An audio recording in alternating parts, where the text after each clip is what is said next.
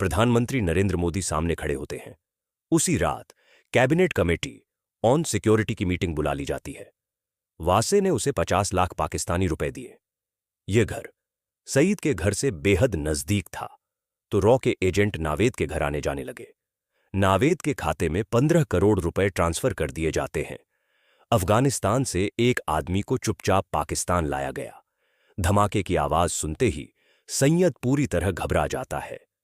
नवंबर 2019 में प्रधानमंत्री आवास के बाहर सुरक्षा असाधारण रूप से कड़ी थी। आधी रात को एक गाड़ी अंदर दाखिल होती है। गाड़ी से उतरते हैं रॉ चीफ सामंत गोयल। उनके हाथ में एक मोटी फाइल होती है जिस पर लाल अक्षरों में लिखा होता है कॉन्फिडेंशियल। करीब 15 मिनट इंतजार के बाद कमरे का दरवाजा खुलता है। प्रधानमंत्री नरेंद्र मोदी सामने खड़े होते हैं और पूछते हैं कि इतनी रात को आने की क्या जरूरत पड़ गई। सामंत गोयल कहते हैं, सर, हमने हाफिज सईद को ढूंढ लिया है।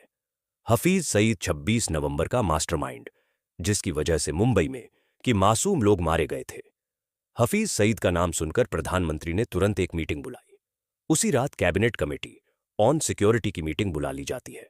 टेबल पर प्रधानमंत्री नरेंद्र मोदी, गृह मंत्री, विदेश मंत्री, एनएसए अजीत डोभाल और रॉ चीफ सामंत गोयल मौजूद होते हैं।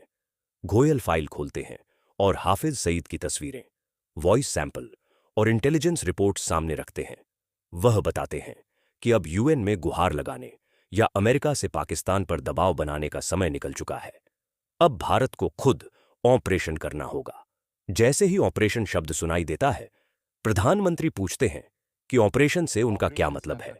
गोयल साहब शब्दों में जवाब देते हैं कि हाफिज सईद को पाकिस्तान में उसके आईएसआई आकाओं के सामने मौत के घाट उतारा जाएगा। मीटिंग में बैठे अजीत डोभाल कुछ पल सोचते हैं और फिर कहते हैं कि सैयद को मारने का इससे बेहतर मौका शायद दोबारा नहीं मिलेगा। यह कहते हुए वह प्रधानमंत्री की ओर देखते हैं और हल्के से सिर हिला देते हैं। कमरे में फिर सन्नाटा छा जाता है।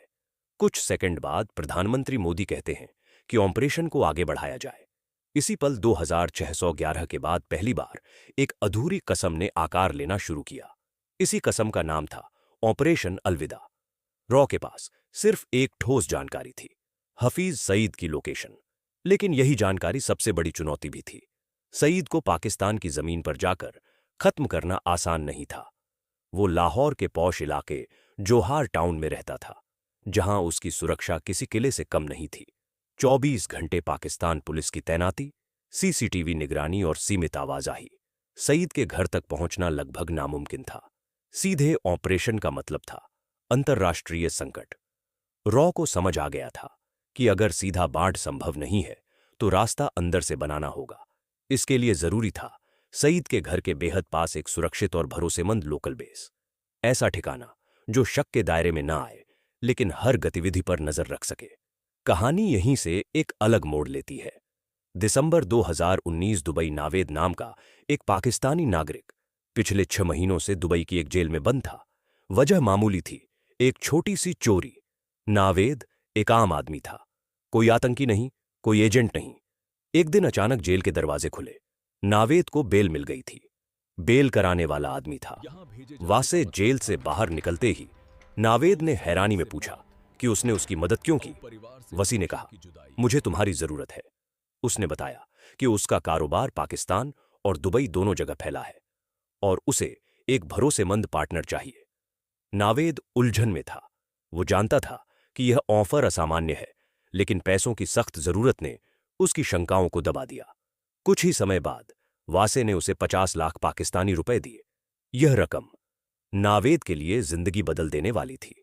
कुछ महीनों बाद नावेद पाकिस्तान लौट आया। यहीं से रॉ की योजना जमीन पर उतरने लगी। एक दिन वासे का फोन आया। निर्देश साफ थे, लाहौर के जौहर टाउन में एक घर किराए पर लेना है। नावेद ने बिना सवाल किए हाउस नंबर 120 किराए पर ले लिया। यह घर सईद के घर से बेहद नजदीक था, इतनी नजदीक कि वहां से उसकी गतिविधियों पर नजर रखना संभव हो सके। नावेद को यह नहीं बताया गया था कि वासे असल में कौन है। सच्चाई यह थी कि वासे रॉ का एजेंट था, जो बेस रॉ महीनों से ढूंढ रही थी। वो अब नावेद के घर के रूप में मिल चुका था। इसके बाद रॉ के एजेंट अलग अलग समय पर नावेद के घर आने जाने लगे, कभी कुछ दिनों के लिए, कभी कुछ हफ्तों के लिए। नावेद ने कभी सवाल नहीं किए, वो वही करता रहा जो वासे कहता था। अगले 6 महीनों में रॉ के एजेंट्स ने हफीज सईद की हर गतिविधि को बेहद बारीकी से ट्रैक किया। उसके घर के बाहर क्या हो रहा है, घर के अंदर कौन आ जा रहा है, किस समय कौन सी हलचल होती है, यह सारी जानकारी मिनट दर मिनट दर्ज की जाती रही। जौहर टाउन में बना वो गुप्त ठिकाना अब पूरी तरह काम करने लगा था। ये सारी इंटेलिजेंस लगातार भारत भेजी जा रही थी। दिल्ली में बैठे रॉ चीफ समंत गोयल हर अपडेट पर नजर रखे हुए थे। ऑपरेशन अब अपने आखिरी चरण के बेहद करीब पहुंच चुका है। इस दौरान एक बात किसी के ध्यान में नहीं आई। नावेद हफ्ते में एक बार अपने परिवार से मिलने जाता था। यह उसकी सामान्य दिनचर्या का हिस्सा था, इसलिए रॉ के एजेंट्स ने इस पर ज्यादा ध्यान नहीं दिया। उन्हें लगा कि यह एक आम आदमी की आम जिंदगी है। अब प्लानिंग लगभग पूरी हो चुकी थी। लोकेशन, टाइमिंग, सब कुछ तय था। बस एक आखिरी कड़ी बाकी थी। कुछ ही दिनों बाद वासे का नावेद को फोन आया। उसने नावेद को दुबई आने को कहा। वजह नहीं बताई गई। दुबई में दोनों की मुलाकात होती है। बातचीत के दौरान वासे अचानक एक गंभीर सवाल करता है। वह कहता है, क्या तुम्हें नहीं लगता कि पाकिस्तान जिन आतंकियों को पनाह देता है वह गलत है? नावेद बेपरवाही से जवाब देता है, इससे हमें क्या फर्क पड़ता है? वह तो हमारे दुश्मन हिंदुस्तानियों को मारते हैं। वैसे कुछ पल चुप रहता है, फिर वह कहता है, मैं एक यहूदी के लिए काम करता हूं।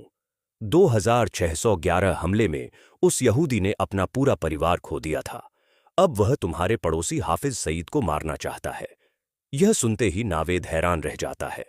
उसके लिए यह सब किसी फिल्मी कहानी जैसा था। वासे आगे कहता है, मुझे सईद को मारने में तुम्हारी मदद चाहिए। नावेद को यह बात मजाक लगती है। वो साफ कहता है कि वह इसमें शामिल नहीं होगा, लेकिन वासे उसे एक और ऑफर देता है। अगर वह मदद करता है तो उसे अपने पूरे परिवार के साथ अमेरिका में बसाया जाएगा, साथ ही करोड़ों रुपए भी मिलेंगे। नावेद के सामने अब जिंदगी का सबसे बड़ा फैसला था। एक तरफ डर, दूसरी तरफ पैसों और सुरक्षित भविष्य का लालच। काफी देर सोचने के बाद आखिरकार नावेद हां कह देता है। इसके कुछ ही समय बाद नावेद के खाते में 15 करोड़ रुपए ट्रांसफर कर दिए जाते हैं। यह इस बात का संकेत था कि अब पीछे हटने का कोई रास्ता नहीं है। अब ऑपरेशन अलविदा अपने अंतिम मोड़ पर था। कई हफ्तों की गहन सोच विचार और जोखिम के आकलन के बाद रॉ एक निर्णायक नतीजे पर पहुंची। तय हुआ कि हाफिज सईद को कार बम के जरिए निशाना बनाया जाएगा। नावेद के घर में रह रहे रॉ के एजेंट्स ने चुपचाप एक काली टोयोटा कोरोला खरीदी। इसी गाड़ी के भीतर 300 किलो RDX भर दिया गया। पूरा काम इतनी सफाई से किया गया कि किसी को शक तक नहीं हुआ। इस कार को नावेद के घर से कुछ दूरी पर एक अंडर कंस्ट्रक्शन बिल्डिंग में पार्क कर दिया गया। वहां ना चौकीदार था, ना कैमरे। इस कार के बारे में नावेद को बिल्कुल पता नहीं थी। अब रॉ के सामने सबसे बड़ा सवाल था, इस कार को सईद के घर तक कौन ले जाएगा? यह ऐसा काम था जिसमें ड्राइवर का जिंदा लौटना लगभग नामुमकिन था। रॉ को एक ऐसे इंसान की जरूरत थी जो पैसों के बदले अपनी जान देने को तैयार हो। कुछ ही समय बाद अफगानिस्तान से एक आदमी को चुपचाप पाकिस्तान लाया गया। वह बेहद गरीब था, लेकिन एक बात साफ थी, वो मरने से नहीं डरता था। उसे भरोसा दिलाया गया कि ऑपरेशन के बाद उसके परिवार को बड़ी रकम दी जाएगी। अब नावेद के घर में कुल 4 लोग थे, 3 रॉ एजेंट और एक अफगानिस्तानी। नावेद ने कभी नहीं पूछा कि यह लोग कौन हैं, कहां से आते हैं और क्या करते हैं। वो वही करता रहा जो उसे वासे कहता था। रॉ का प्लान अब तक बिना किसी रुकावट के आगे बढ़ रहा था, लेकिन हर ऑपरेशन में एक ऐसा पल आता है जहां सब कुछ अचानक बदल जाता है। 13 मई 2021 वासे, जो इस पूरे नेटवर्क की सबसे अहम कड़ी था, नई दिल्ली में अपने परिवार के साथ ईद मनाने आया हुआ था। त्योहार के बाद वह अगले ही दिन दुबई लौटने के लिए घर से निकलता है। रास्ते में अचानक उसे चक्कर आता है। वह संभल नहीं पाता और जमीन पर गिर पड़ता है। तुरंत उसे अस्पताल ले जाया जाता है। शुरुआती जांच में डॉक्टरों को पता चलता है कि वह कई दिनों से तेज बुखार से पीड़ित था। कोविड टेस्ट कराया जाता है। रिपोर्ट पॉजिटिव आती है। हालत तेजी से बिगड़ती है और वासे को आईसीयू में शिफ्ट कर दिया जाता है। अगले 2 दिन वह जिंदगी और मौत के बीच जूझता रहता है। आखिरकार रॉ का यह जांबाज और बेहद अहम एजेंट दुनिया को हमेशा के लिए अलविदा कह देता है। जैसे ही यह खबर रॉ हेडक्वार्टर्स पहुंचती है, वहां भूचाल आ जाता है। वैसे सिर्फ एक एजेंट नहीं था, वही नावेद को संभालता था। उसकी मौत का मतलब था कि पूरा ऑपरेशन फेल। वहीं दूसरी तरफ नावेद की आदत थी कि वह हफ्ते में एक बार अपने परिवार से मिलने लाहौर से बाहर निकलता था। लेकिन इस बार कहानी कुछ और ही थी। इस बार नावेद की गाड़ी सीधे एक हाई रैंकिंग आईएसआई ऑफिसर के घर पर जाकर रुकी। असल सच्चाई यह थी कि नावेद कभी पूरी तरह ईमानदार नहीं था। वो शुरू से ही वासे पर शक करता आ रहा था। शुरुआत में यह शक हल्का था, लेकिन जैसे जैसे वक्त बीतता गया, यह शक गहराता चला गया। और जिस दिन वासे ने उसके सामने हफीज सईद को मारने की बात कही, उसी दिन नावेद का शक यकीन में बदल गया। नावेद समझ चुका था कि वह किसी बेहद खतरनाक खेल का हिस्सा बन चुका है। इसी जानकारी को वह चुपचाप पाकिस्तानी एजेंसियों तक पहुंचा देता है। यह खबर बेहद सेंसिटिव थी और इसके असर तुरंत दिखने लगे। रॉ तक जैसे ही यह इनपुट पहुंचता है, हालात पल भर में बदल जाते हैं। एजेंसी बिना एक पल गवाए आदेश देती है कि जौहर टाउन वाले घर से सभी एजेंट्स को तुरंत निकाल लिया जाए। कुछ ही घंटों में वह घर खाली कर दिया जाता है। इसके बाद आईएसआई के लोग उस इलाके की छानबीन करती है, लेकिन उनके हाथ कोई ठोस सबूत नहीं लगता। अब रॉ के सामने सबसे बड़ी दुविधा खड़ी हो जाती है। महीनों की मेहनत, रिस्क और तैयारी, सब कुछ दांव पर लगा था। सवाल सिर्फ एक था, क्या ऑपरेशन को आगे बढ़ाया जाए या यहीं रोक दिया जाए। इस गंभीर मुद्दे पर एक बार फिर रॉ की एक अहम मीटिंग होती है। मीटिंग में देश के प्रधानमंत्री नरेंद्र मोदी भी मौजूद होते हैं। आखिरकार फैसला लिया जाता है, ऑपरेशन जारी रहेगा। अब कहानी अपने अंतिम अध्याय में दाखिल होती है। जून 2021 लाहौर, सुबह के ठीक 11 बजे रॉ के एजेंट्स अफगान युवक को पूरी सावधानी से आईएसआई की नजर से बचाते हुए उस अंडर कंस्ट्रक्शन बिल्डिंग तक लाते हैं। यही वो जगह थी जहां पहले से विस्फोटकों से भरी काली कोरोला गाड़ी खड़ी युवक को एक बार फिर पूरा प्लान विस्तार से समझाया जाता है। कहां जाना है, कितनी दूरी है और क्या करना है, सब कुछ। युवक शांत था। उसे पता था कि वह वापस नहीं लौटेगा। कुछ देर बाद काले रंग की कोरला गाड़ी आगे बढ़ती है। गाड़ी के अंदर 300 किलो विस्फोटक भरा होता है। कार तेज रफ्तार में सड़क पर दौड़ने लगती है और हाफिज सईद के घर के पास पहुंचती है। सईद के घर से कुछ ही दूरी पहले एक चेक पोस्ट बना हुआ था। वहां खड़े पुलिसकर्मी रोज की तरह ड्यूटी पर थे। अचानक उनकी नजर एक तेज रफ्तार से आती काली कार पर पड़ती है। गाड़ी की रफ्तार सामान्य नहीं थी।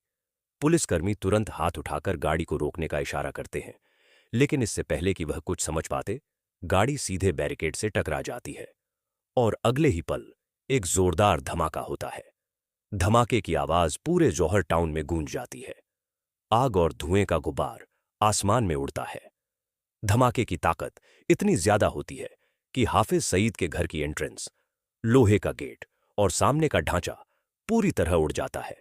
जो इंसान सालों से भारत में मासूम लोगों की जान लेता आया था, उसी के घर आज मौत दस्तक दे चुकी। धमाके की आवाज सुनते ही सैयद पूरी तरह घबरा जाता है। उसे समझ नहीं आता कि क्या हो रहा है। डर के मारे वह अपने घर के अंदर सोफे के नीचे छुप जाता है। उसका शरीर कांप रहा होता है। पहली बार उसे एहसास होता है कि खतरा अब सिर्फ भारत तक सीमित नहीं है। हालांकि इस धमाके में सईद बच जाता है और इसी वजह से ऑपरेशन अलविदा अपने अंतिम उद्देश्य में पूरी तरह सफल नहीं हो पाता। लेकिन इस नाकामयाबी के बावजूद एक बात बिल्कुल साफ हो जाती है। सईद अब यह समझ चुका होता है कि वो रॉ से बच नहीं सकता। इस घटना के बाद पाकिस्तान में बैठे छोटे बड़े सभी आतंकियों तक एक साफ संदेश पहुंच जाता है। संदेश में कोई शब्द नहीं होते, लेकिन मतलब बिल्कुल साफ होता है। यह नया भारत है। नया भारत जो सिर्फ चेतावनी नहीं देता। नया भारत जो दुश्मन के घर में भी घुस सकता है और चुन-चुन कर वार करने की ताकत रखता है। ऑपरेशन अलविदा भले ही अपने लक्ष्य को पूरी तरह हासिल ना कर पाया हो, लेकिन उसने पाकिस्तान में बैठे आतंकियों की रूह कंपा दी। अब वह जान चुके थे कि सीमाएं सुरक्षा की गारंटी नहीं है। दोस्तों, ऑपरेशन अलविदा पर आपकी क्या राय है? हमें कमेंट में जरूर बताइए। अगर वीडियो आपको पसंद आया हो तो इसे ज्यादा से ज्यादा शेयर करें।